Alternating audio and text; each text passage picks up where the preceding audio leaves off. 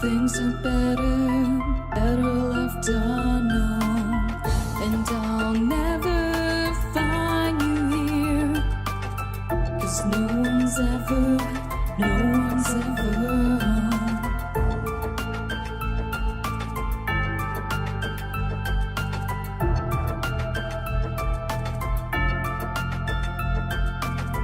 Oh, what a widow, a peaceful spider. When the glass is clean, she's a sneaky hider. Hide the lies and the alibis. Oh, what a sinner. Is it in her?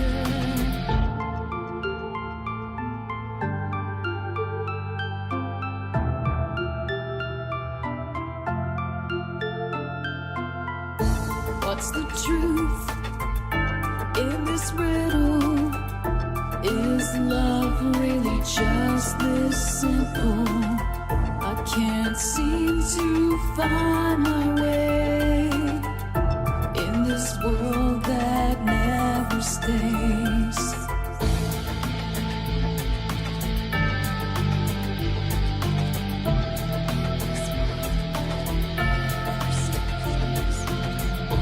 What a widow, a peaceful spider. When the glass is clean, she's a sneaky hider. Hide the lies and the alibis. What a sinner. Is it in her?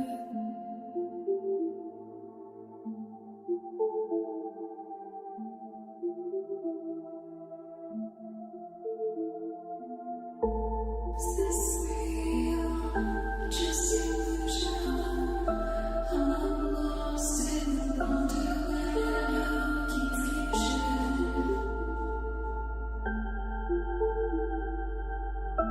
I'm lost in the wonderland of confusion. Is this real or just illusion?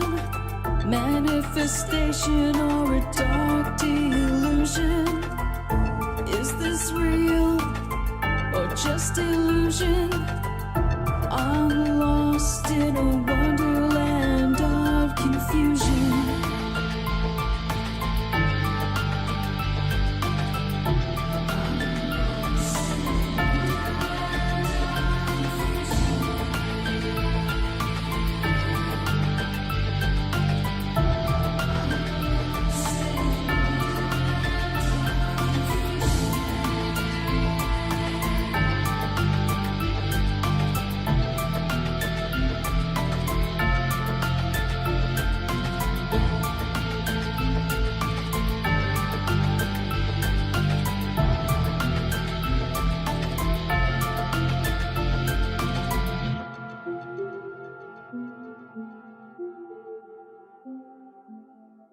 This is Cynthia Sue Larson with Reality Shifters and the International Mandela Effect Conference, and you're now listening to Dark Wolf's Den Show on Ripon Common Sense Radio. Ripon Rabbit Hole is a community-driven radio. At times the community comments may reveal prejudices and other beliefs that we or our sponsors do not condone. Views or opinions expressed by the community, callers, or guests, are those of the individual speaking and do not represent the views or opinions of this site. Ripon Common Sense content is intended for mature audiences only. Enjoy.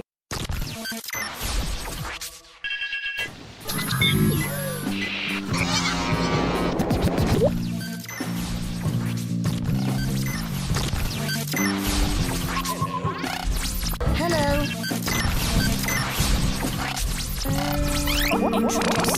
Lasers. Hello.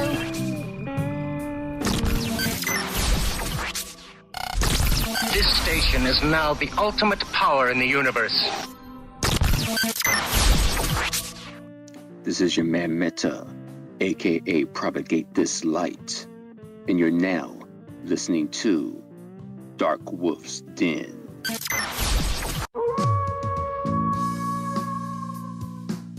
Are ghosts real? We had 1,000 hours of continuous communication with the spirit world. Does time travel actually exist? The laws of physics seem to be compatible with time machines. You know, sometimes I wonder about reincarnation. Don't you? A 4-year-old boy in Adelaide, Australia, has told his parents that he used to be Britain's Princess Diana. What would happen if the world found out that aliens were real? I didn't say disclosure would be easy, but what is the alternative? To establish a space force as the 6th branch of the armed forces. We have so many questions and yet so little time, so to have you here, the pleasure is all mine. Coming to you from a secret mountain cave hidden deep within the Idaho wilderness. This is the Dark Wolf's Den Show. Now, here is your host, Jerry Hicks.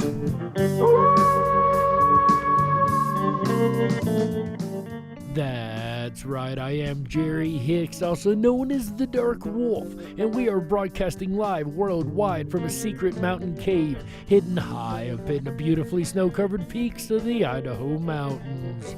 Ripping through the electromagnetic soup, tearing through the atmosphere, and tunneling away into your radio like a quantum particle. This is the Dark Wolf's Den Show for Thursday, January 21st, 2021. So whether you're on the edge of reality, the edge of the galaxy, or the edge of your seat, we're glad you chose us to be right there with you.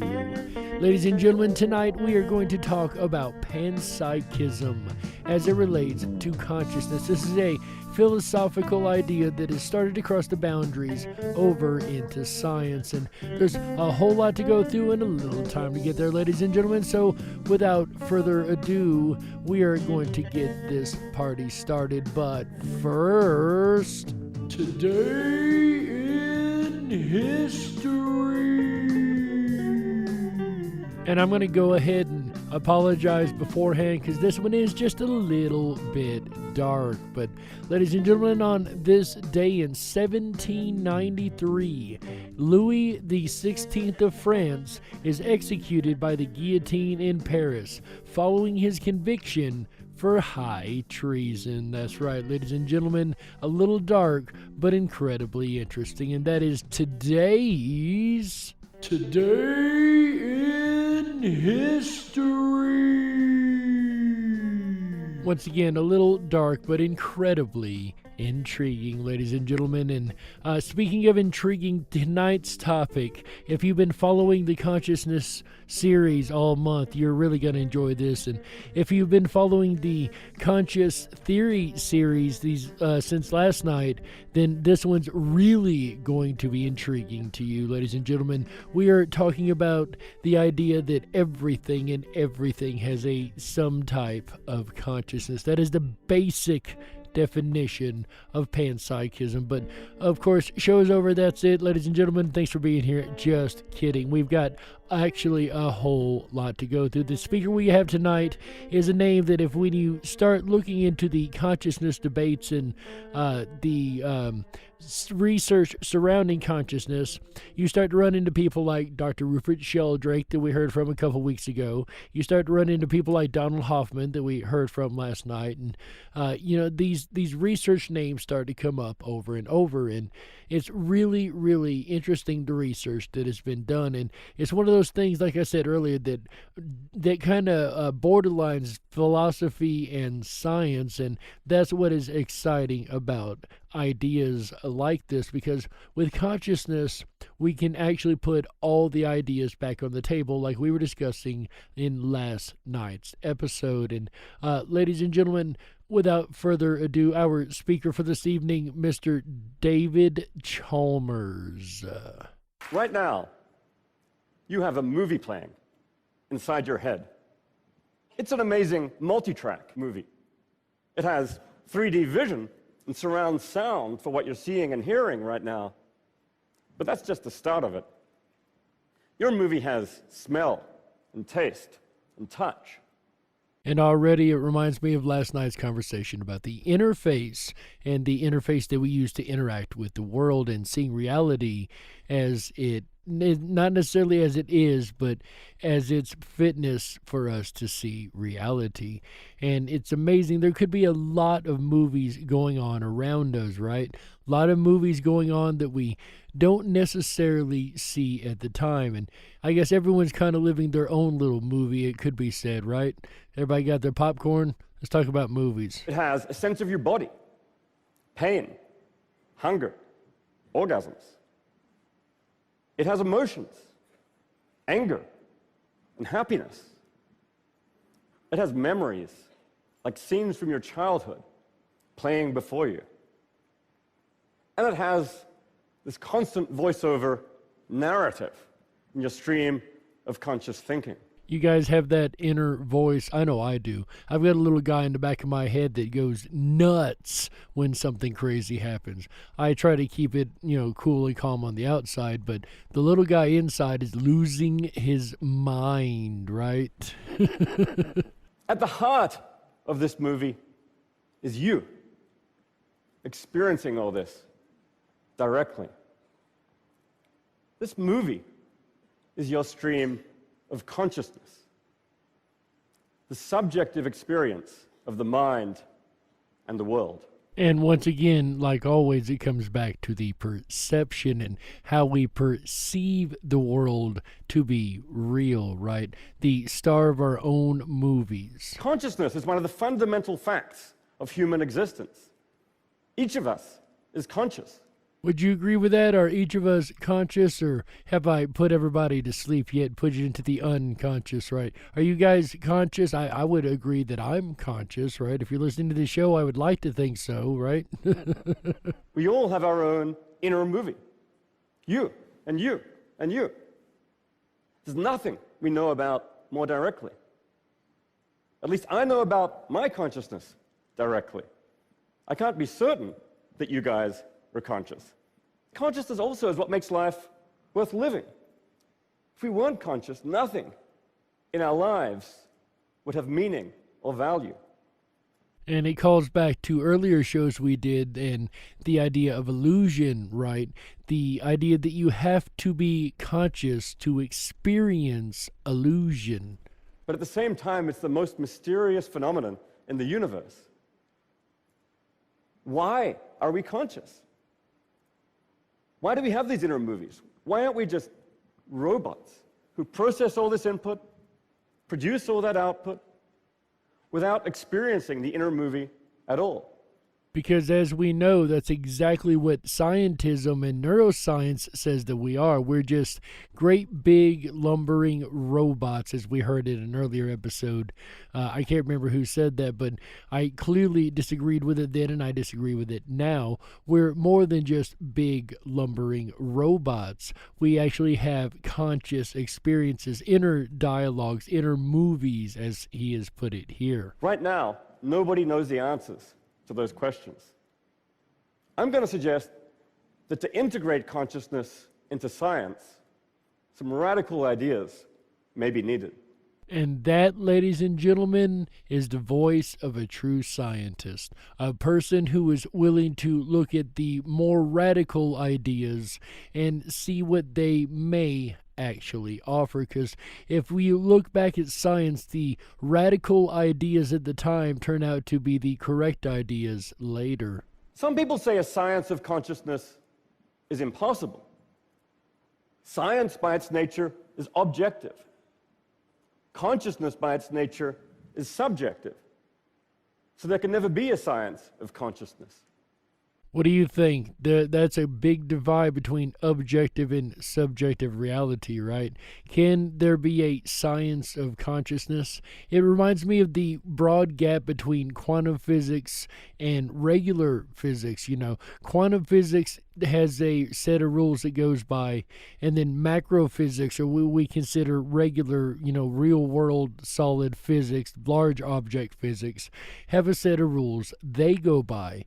But the two sets of rules completely go against each other. However, they work perfectly in tandem, though science has no idea why. It's kind of the same analogy as we're talking about here. with two very opposing ideas, the conscious subjective reality opposed to the scientific objective reality. Two different sets of rules for two things that actually work together, but there's no idea why. For much of the 20th century, that view held sway.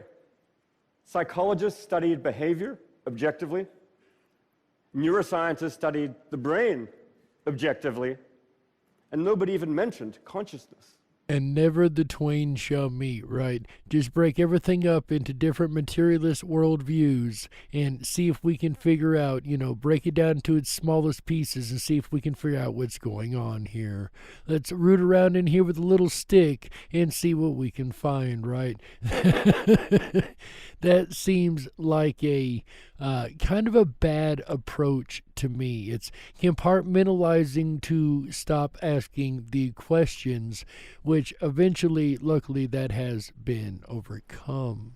Even 30 years ago, when TED got started, there was very little scientific work on consciousness. Now, about 20 years ago, all that began to change. Neuroscientists like Francis Crick and physicists like Roger Penrose said now's the time for science to attack consciousness. Now remember, if you've heard my earlier shows, you may have heard me mention the fact that the scientific method was literally created to cut consciousness out of the picture. There was no reason to test consciousness. Everybody knew they were conscious. Why even look at it? There's no reason to.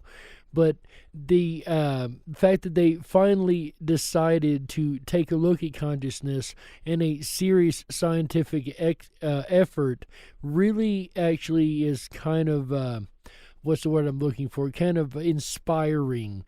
The fact that science is starting to take these steps out of dogmatism and into real science once again. And since then, there's been a real explosion, a flowering of scientific work on consciousness. And this work has been wonderful, it's been great, but it also has some fundamental limitations so far.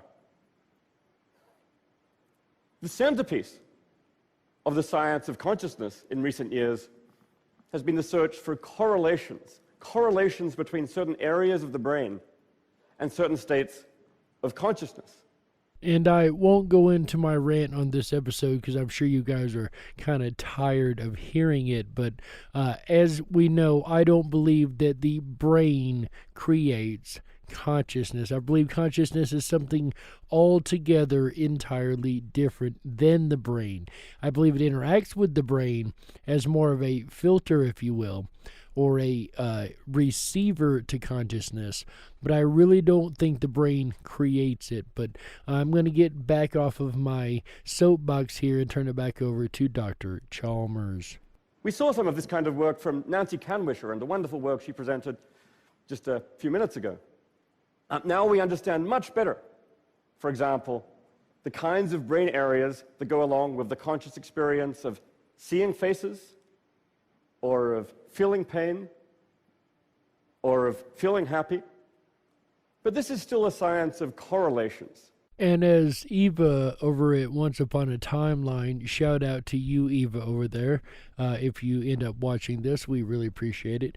But Eva over there was having a conversation with me about some stuff a couple weeks ago, and she was very quick to point out that correlation isn't necessarily causation, and I will definitely agree with her, especially in this case, because correlation isn't necessarily causation. Although it could be a clue to it, it does not necessarily mean that it is the case.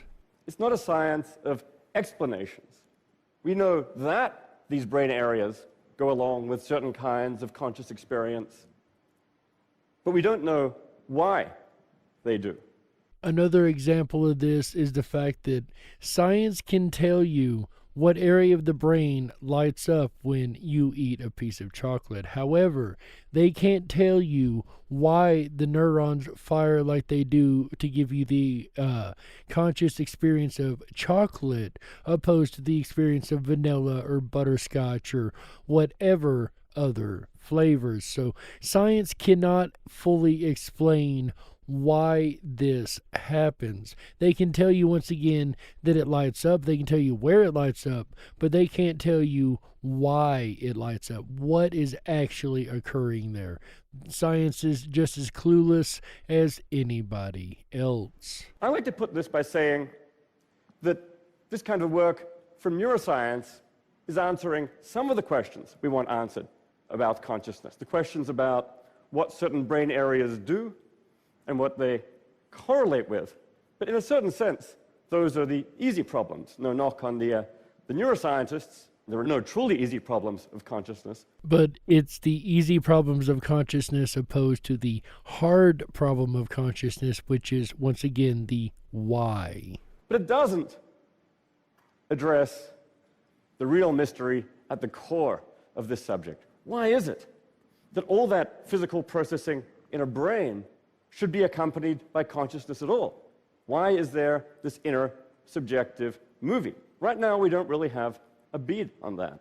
How can unconscious matter come together, start firing in the right order to suddenly create consciousness in all humans? It doesn't make a lot of sense. You, again, like I've said in previous episodes, you can't stack up a pile of bricks and make a consciousness. You can't stack up a pile of flesh and make it conscious. So why does consciousness exist? Why do we have these inner experiences as much as the outer experiences? Why do we experience consciousness at all?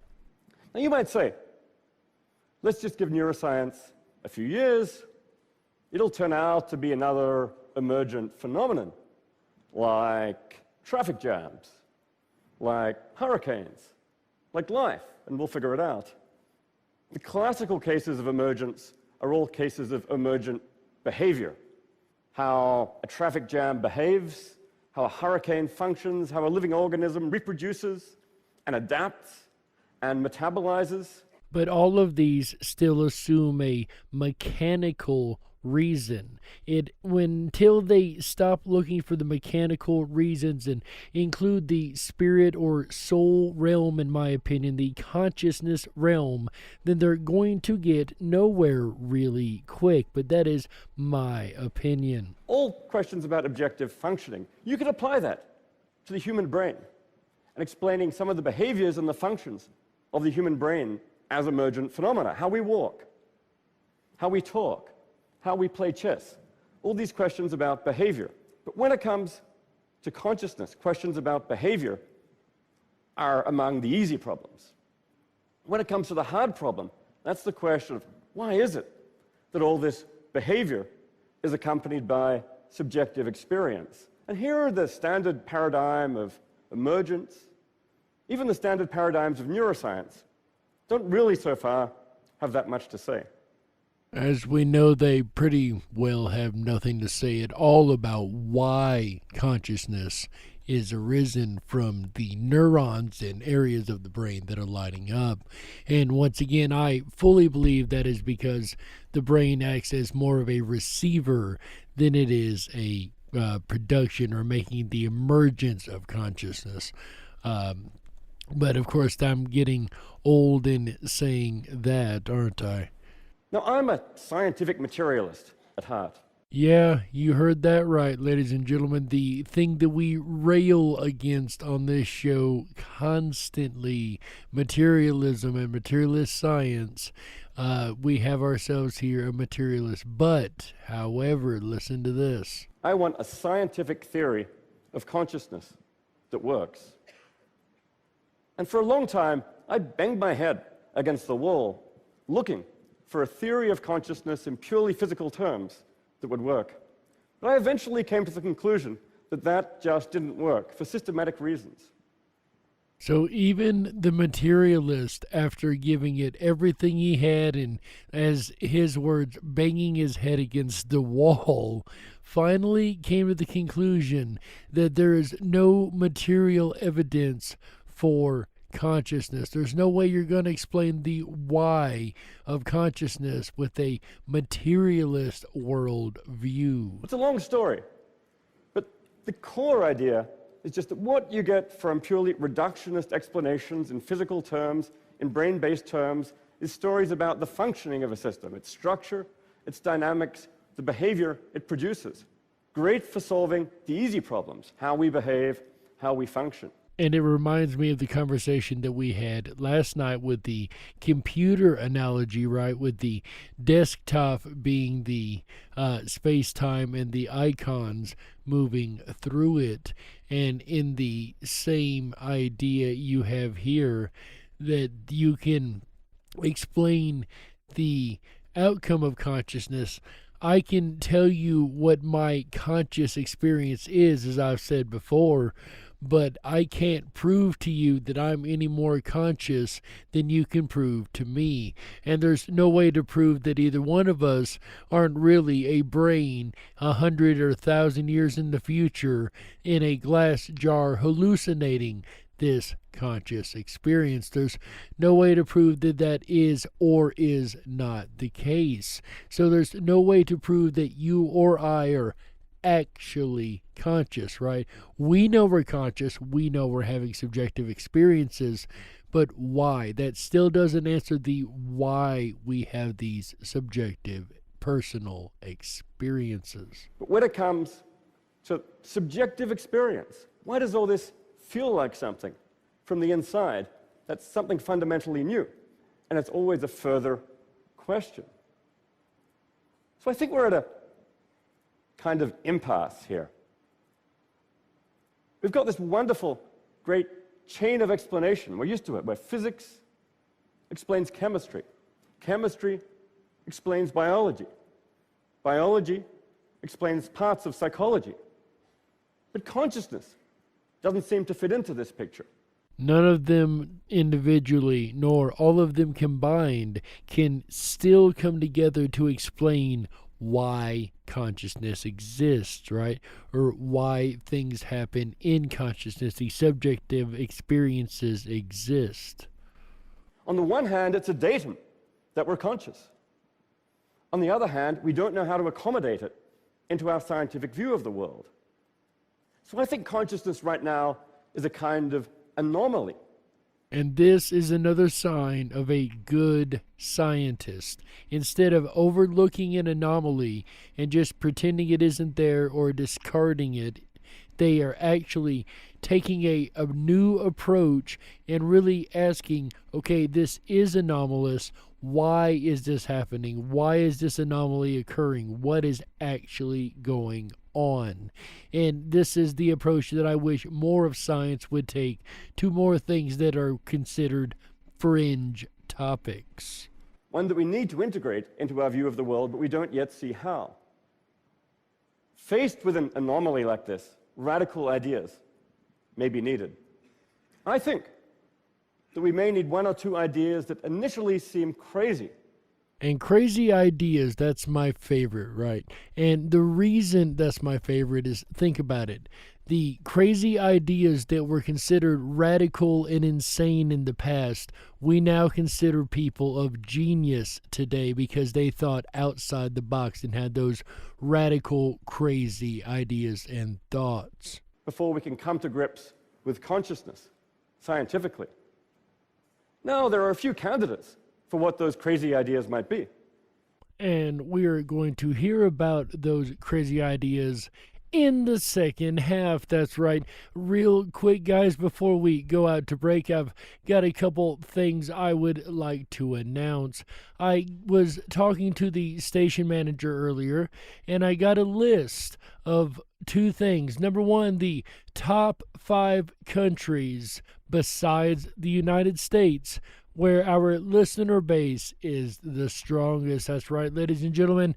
Shout out to everybody listening over in Canada. That's right.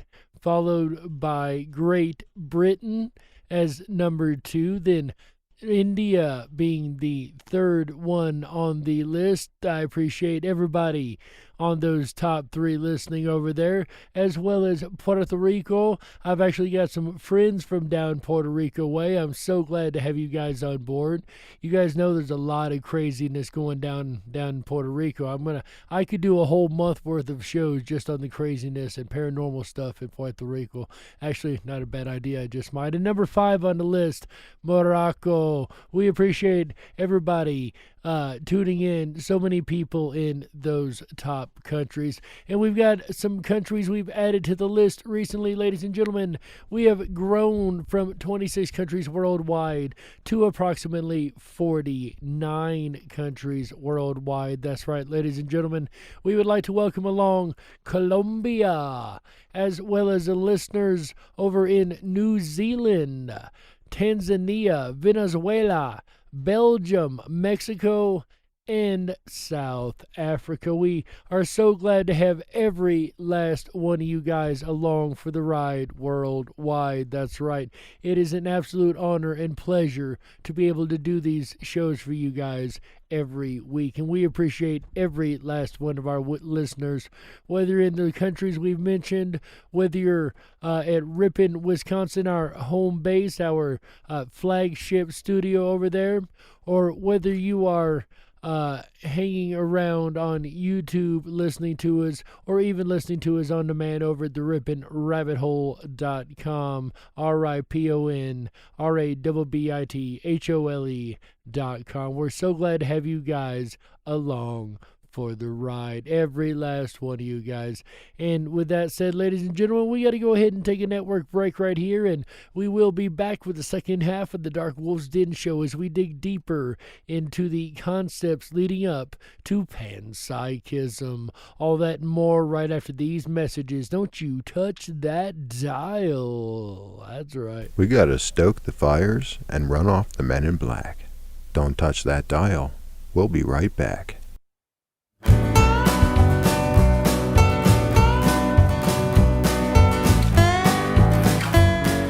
Hi everyone, it's AJ the Ripon Rabbit. Do you enjoy extended weekends as much as I do? If you do, and you haven't done so already, please make sure to thumb up tonight's video, hit that subscribe button, and ring that bell. You'll get our notifications every time we go live.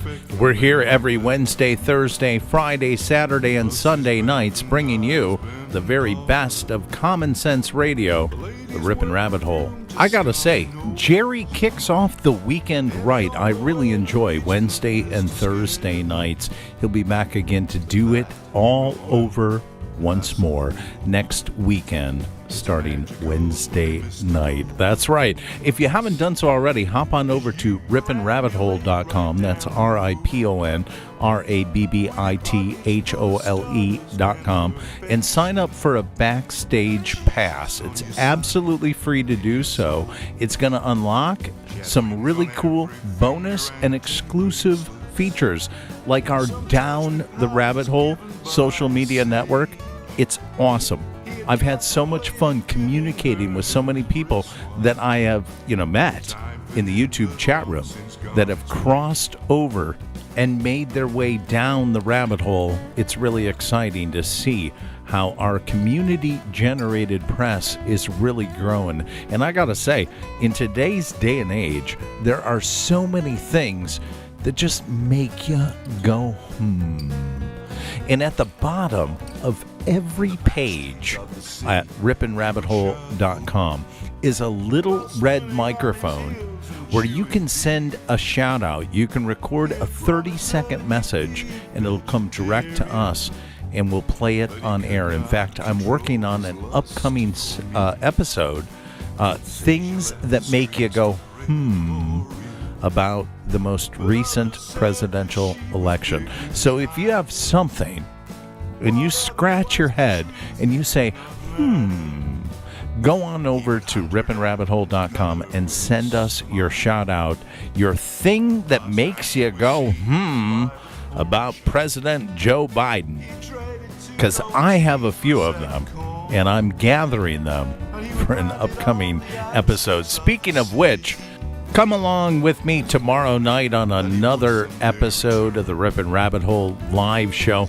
We'll kick off at 7 p.m. Pacific, 10/9 Central. A journey down the rabbit hole of mankind and personalities like we've never done before. That's right, because people are strange, and we're going to talk about strange people and how we can tap our own inner strangeness tomorrow night, Friday, January 22nd, 2021. And then Saturday, we'll explore autism and its connection to vaccines. And on Sunday, we'll end out the weekend right together with a journey through mindfulness. But for the moment, let the weekend continue with Jerry Hicks and the Dark Wolf's Den Show as we return to part 2 of the consciousness theory. If you were meant to be controlled, you would have come with a remote, but you didn't. And that's why you listen to the Dark Wolf's Den Show. Now, here is your host, Jerry Hicks. That's right, I am Jerry Hicks, also known as the Dark Wolf, and welcome back to the second half of the Dark Wolf's Den Show. Whether you're on the edge of reality, the edge of the galaxy, or the edge of your seat, we're glad you chose us to be right there with you. Tonight, ladies and gentlemen, we are talking about panpsychism. We haven't quite got there yet. We're building up to the topic, and we've talked in the first half a lot about consciousness and why consciousness exists, opposed to how consciousness exists, and the many radical ideas that we could introduce to suggest why these may be. And I love the idea that we can introduce wild and radical ideas into science. That is something that is well overdue thanks to the dogmatic scientism that we've seen quite blatantly on play in the scientific realm. But with that, ladies and gentlemen, when we left off in the first half, we were about to hear 2 crazy ideas to explain why consciousness may exist, why the subjective experience may actually exist. My friend Dan Dennett, who's here today, has one. His crazy idea is that there is no hard problem of consciousness. The whole idea of the inner subjective movie involves a kind of illusion or a confusion. Actually, all we've got to do is explain the objective functions, the behaviors of the brain, and then we've explained everything that needs to be explained. And this, of course, you will recognize as the classic neuroscience answer to the problem, which we know is not the correct answer. It's just the answer that they give. And I don't believe that when you figure out everything about the brain, you're going to figure out consciousness, because that is yet to be done to my knowledge. Well, I say more power to him. That's the kind of radical idea that we need to explore if you want to have a purely reductionist, brain-based theory of consciousness. Now, I guess I can give credit in that aspect. At least it's thinking outside of the normal box somewhat. I guess kind of sounds kind of inside the normal box to me, but okay, at least they're trying. E for effort, right? But there's a much better idea, actually, that may explain it a little bit more. At the same time, for me and for many other people, that view is a bit too close to simply denying the datum of consciousness to be satisfactory. And it doesn't go very far to explain the different things we've went over even thus far this month, from NDE to OBE to the twin effect to the ability to feel someone staring at you. It doesn't explain anything that could make that happen with just the materialistic reductionist brain theory in play.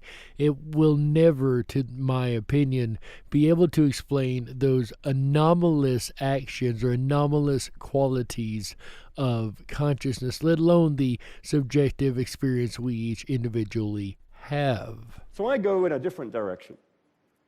In the time remaining, I want to explore 2 crazy ideas that I think may have some promise. The first crazy idea is that consciousness is fundamental. Physicists sometimes take some aspects of the universe as fundamental building blocks. The strong and weak nuclear force, gravity, electromagnetism, these are all considered forces of the universe, fundamentally necessary for the universe to exist. It is being suggested, and as I was suggesting last night, and my theory is that consciousness is absolutely fundamental to the universe. Space and time and mass. They postulate fundamental laws governing them, like the laws of gravity or quantum mechanics. These fundamental properties and laws aren't explained in terms of anything more basic. Rather, they're taken as primitive, and you build up the world from there. And it kind of reminds me of what Rupert Sheldrake, I think it was talking about, that consciousness would be at the very, very basic level and would evolutionarily evolve from there as the creature would be more and more advanced. Now, sometimes the list of fundamentals expands. In the 19th century, Maxwell figured out that you can't explain electromagnetic phenomena in terms of the existing fundamentals, space, time, mass, Newton's laws. So he postulated fundamental laws of electromagnetism and postulated electric charge as a fundamental element that those laws govern. Well, I think that's the situation we're in with consciousness. If you can't explain consciousness in terms of the existing fundamentals, space, time, mass, charge, then as a matter of logic, you need to expand the list. And I could not agree more. I love the way he put that. As a matter of logic, you have to expand the list. I wish they would expand it more into the spiritual and soul realm. Maybe they would be able to find a little bit more answers. But the fact that he's willing to admit as a scientist that if you find an anomaly that doesn't work with what you've got so far, as Maxwell did, it's time to change the game or expand the list in order to find a new way to explain the phenomenon in which you are studying. The natural thing to do is to postulate consciousness itself as something fundamental, a fundamental building block of nature.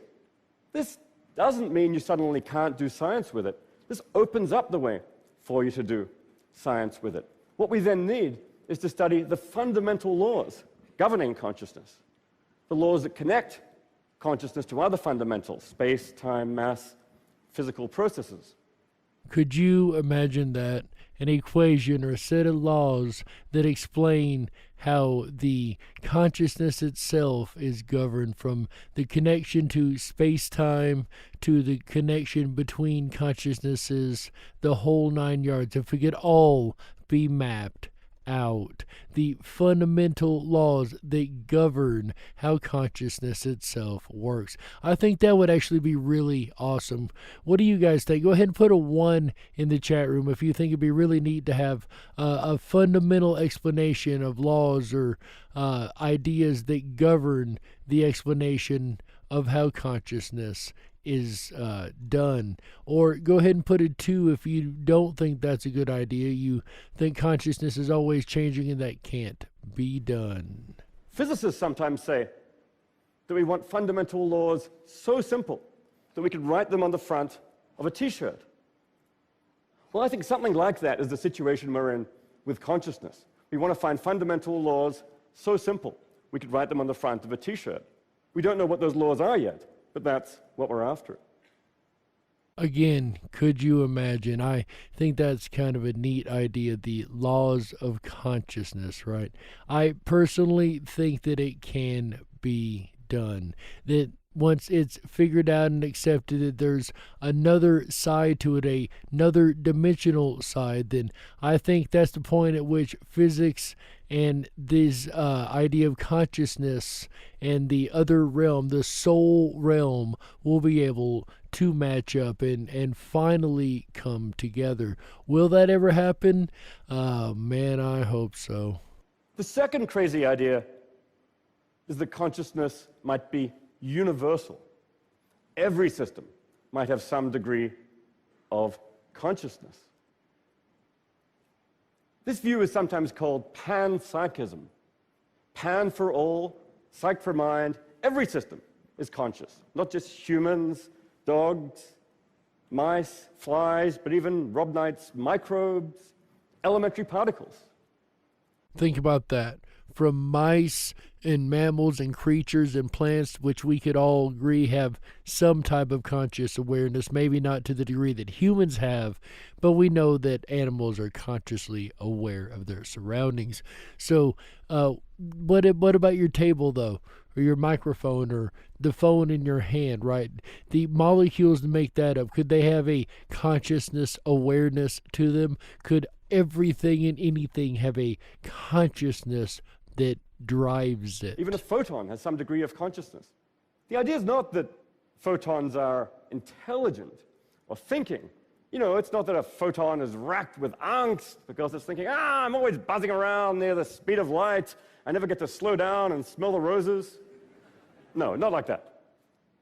And that's another good point, too. It's not necessarily intelligent to be conscious.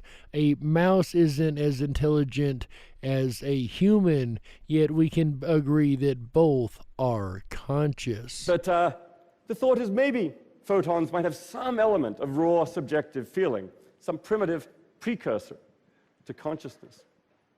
This may sound a bit kooky to you. I mean, why would anyone think such a crazy thing?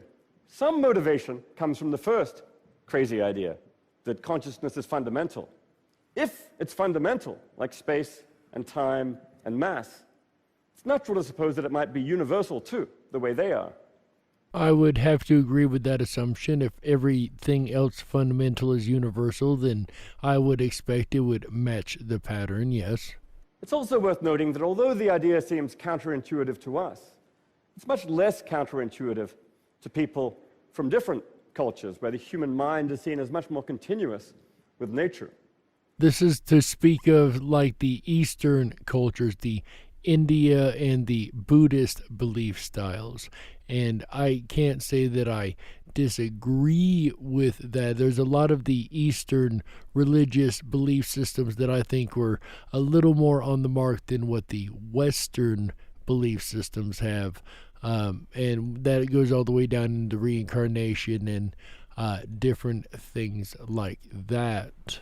A deeper motivation comes from the idea that perhaps the most simple and powerful way to find fundamental laws connecting consciousness to physical processing is to link consciousness to information. Wherever there's information processing, there's consciousness. Complex information processing, like in a human, complex consciousness. Simple information processing, simple consciousness. That actually makes a lot of sense.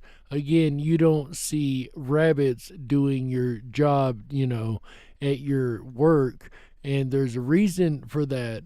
I always have made the complaint against evolution that at this point, if every generation even gets a hair smarter, all pun intended, then like rabbits and mice would be talking to us right now. I mean, think of how quickly they reproduce. They should have definitely gained a intelligence at this point.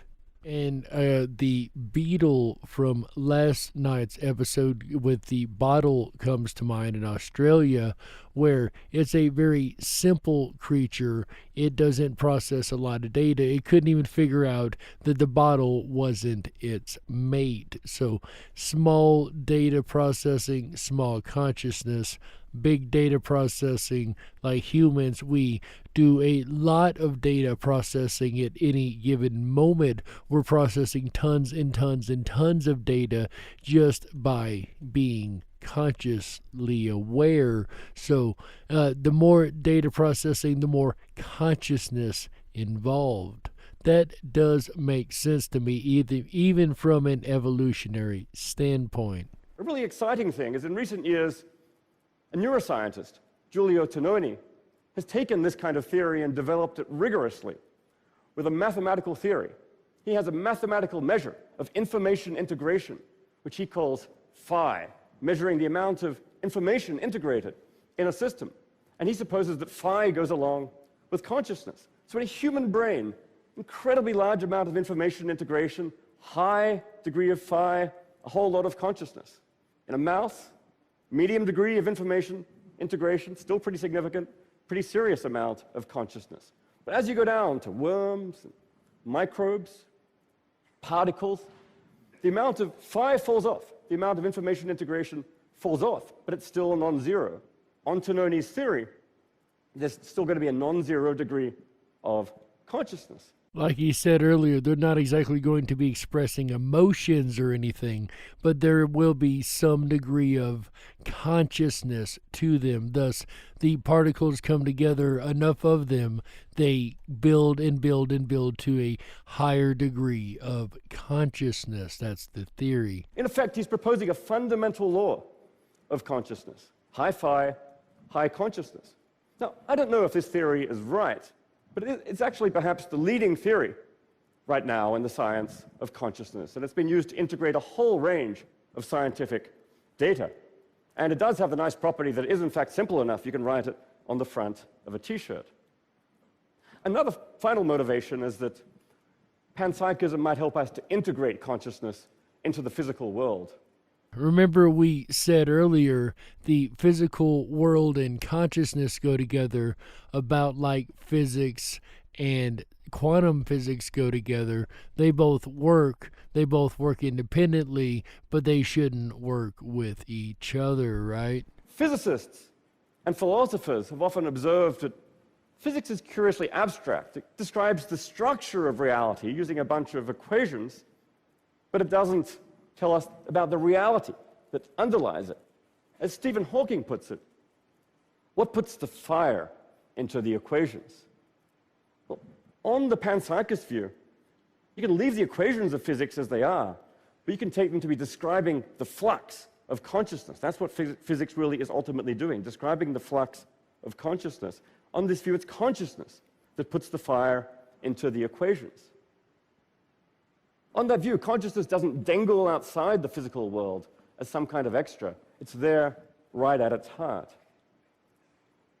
This view, I think, the panpsychist view, has the potential to transfigure our relationship to nature.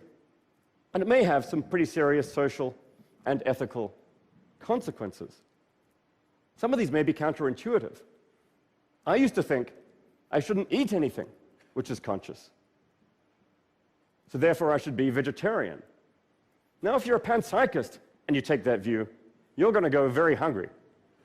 Even without the panpsychist point of view, I would still argue that even plants would be conscious, so with that, you would still end up going very, very hungry. So I think when you think about it, this tends to transfigure your views, whereas what matters for ethical purposes and moral consideration is not so much the fact of consciousness, but the degree and the complexity of consciousness.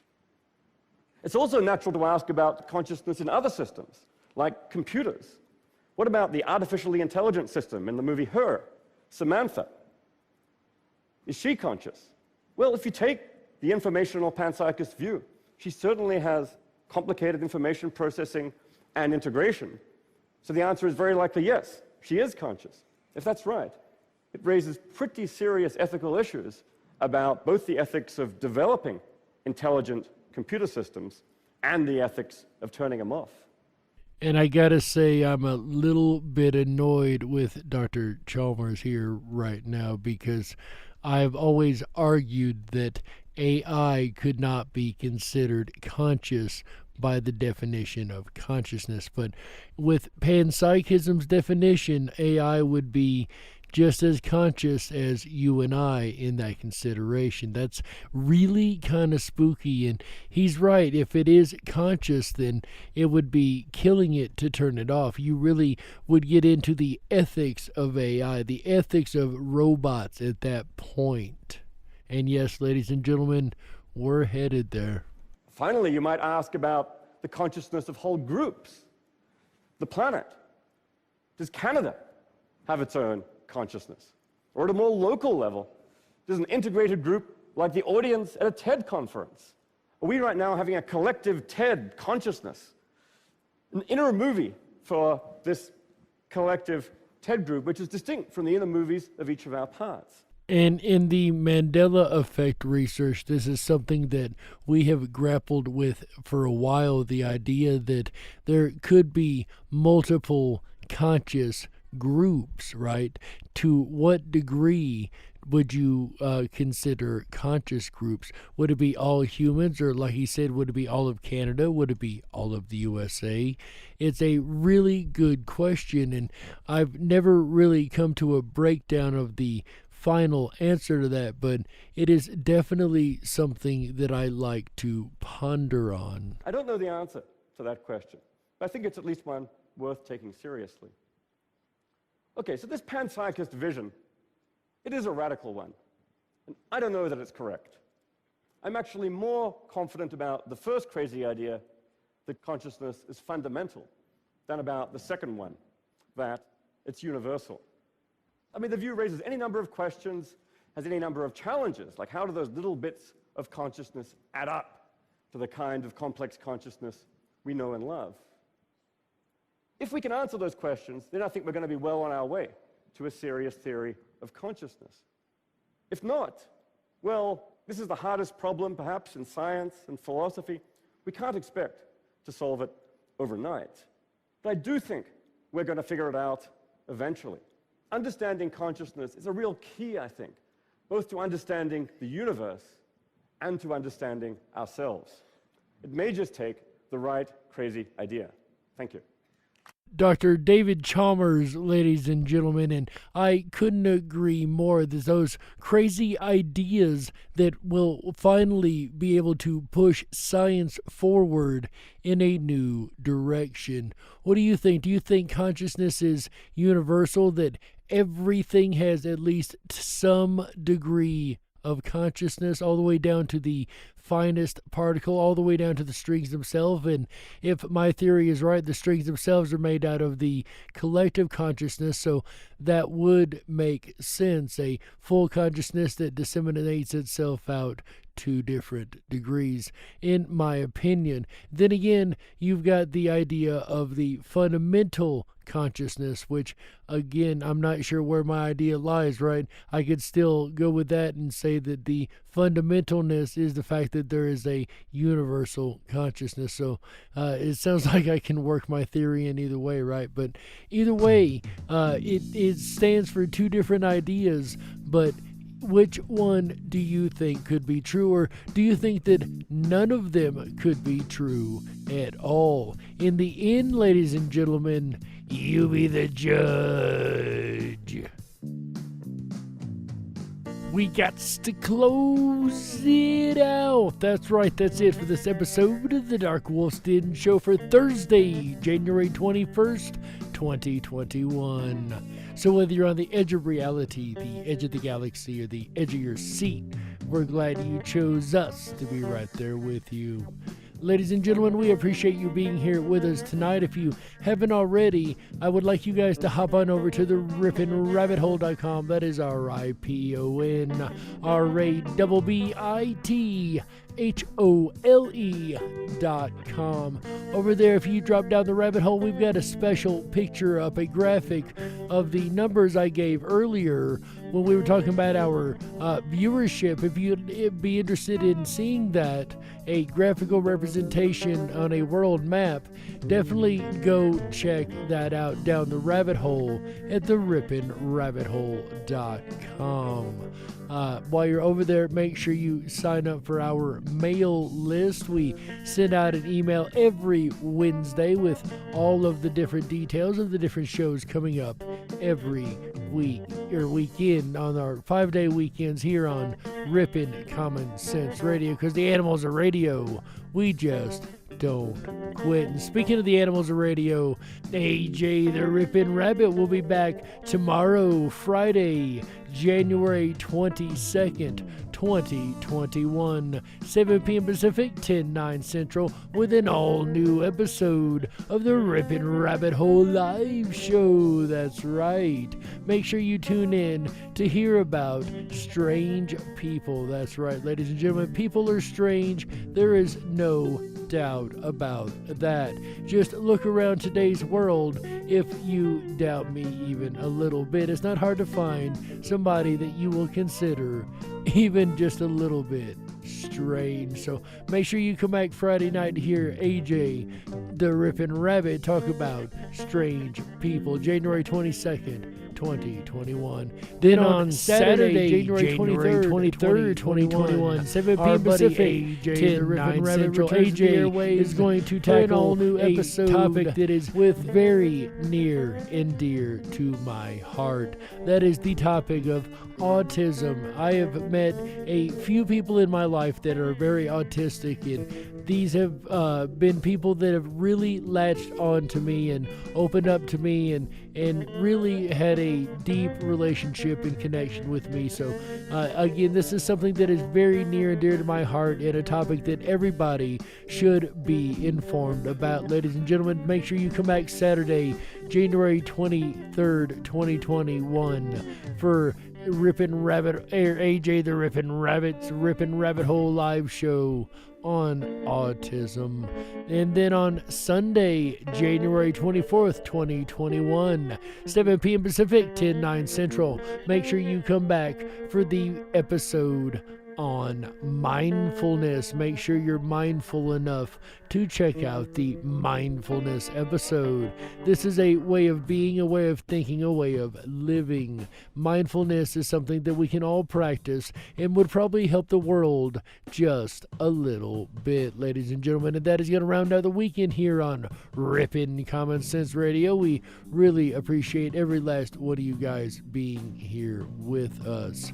Also, speaking of Ripon Common Sense Radio and RiponRabbitHole.com, make sure you hop on over and do check out the 24/7 Backstage Lounge. That's right, ladies and gentlemen, that's where you're going to find me right after the show. I'll be back there hanging out with the classic crew that we have hanging out back there. Our mod staff will be hanging out. If you want to come hang out with us, you're more than welcome to. Just get a backstage pass while you're on the RiponRabbitHole.com. That is RiponRabbitHole.com. Sign up for that backstage pass. That'll give you access to everything from the 24/7 backstage chat lounge all the way down to the Down the Rabbit Hole pages. And you can come check out our social media wall, ladies and gentlemen. Down the Rabbit Hole, it is where the conversation continues 24/7. And there's some really amazing stuff. As I told you guys, I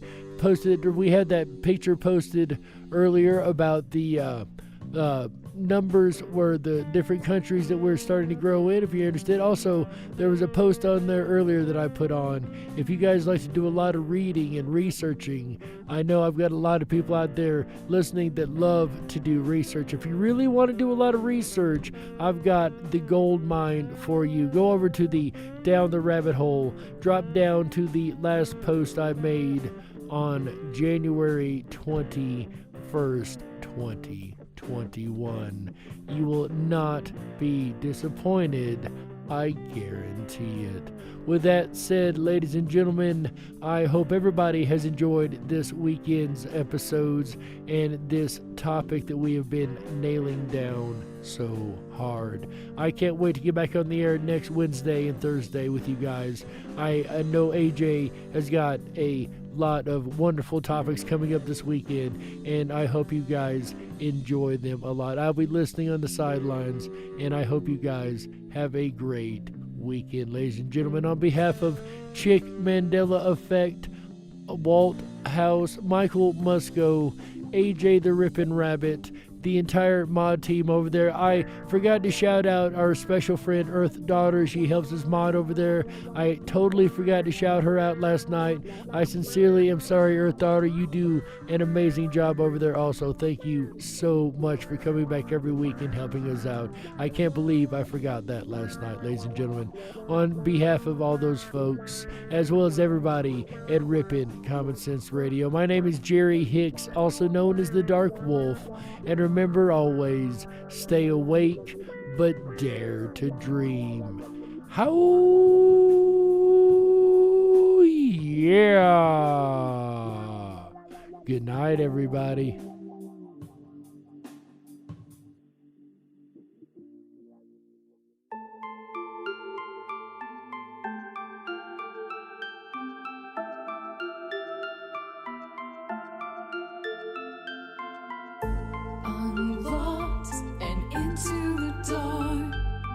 Some things are better left unknown.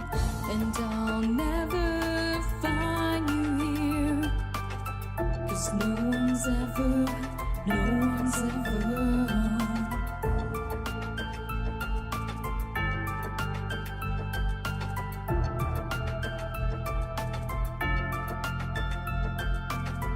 Oh, what a widow, a peaceful spider. When the glass is clean, she's a sneaky hider. Hide the lies and the alibis. Oh, what a sinner is it in her?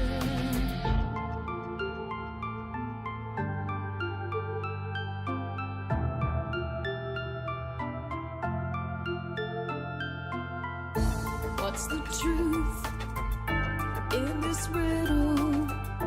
Is love really just this simple?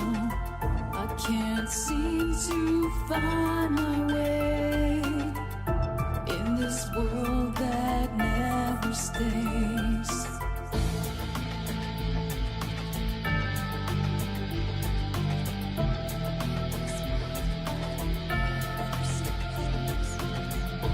What a widow, a peaceful spider. When the glass is clean, she's a sneaky hider. Hide the lies and the alibis. What a sinner is it in her?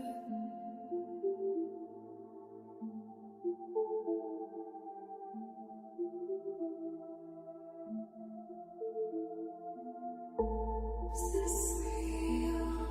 Just illusion? I'm lost in the wonderland of confusion. I'm lost in the wonderland of confusion. Is this real or just illusion? Manifestation or a dark delusion? Is this real or just illusion? I'm lost in a wonderland of confusion.